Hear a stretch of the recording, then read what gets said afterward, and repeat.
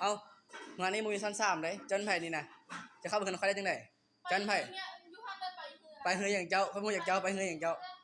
ไปเฮืออย่างเจ้าจะมาได้ใส่นี่นะเขาพูดจากเจ้าได้นี่นะเจ้ายังมูจะไปทำเลยหน้าใส่เจ้าหน้าขายซีมูที่ตลาด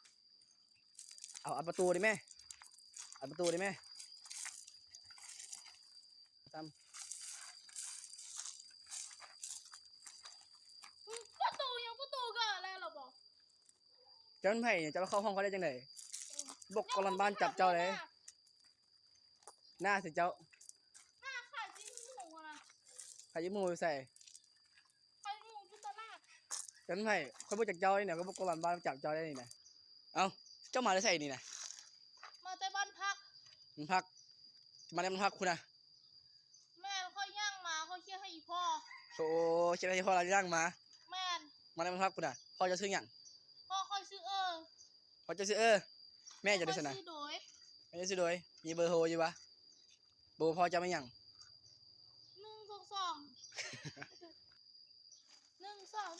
เฮ้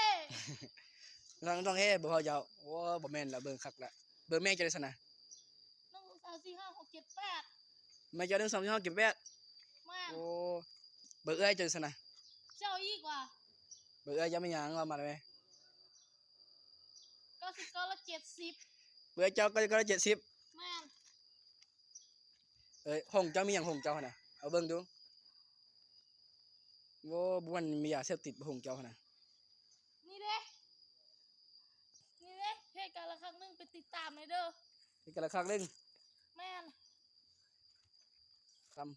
ไม่ได้ไอ้นี่ได้บ่ค่อยไปอัดประตูนะไอ้นี่บอกเจ้าอัดตัวเจ้าเครียดใช่ปะแม่นเครียดอย่างเจ้าไปเจ้าชิมเมือสนะเจ้าบ่เมือจะมาได้ใส่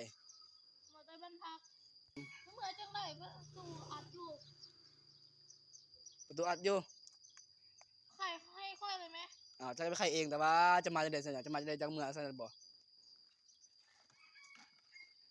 ไม่อยากจะเมือตีจะเมือไงจะไปกันนั่นเด้อโอ้บักอันนี้เบิ่งคักละมาได้ใส่น้อยเบิ่งบาคักแล้วบักหายเป็นเอาขนาดเนาะ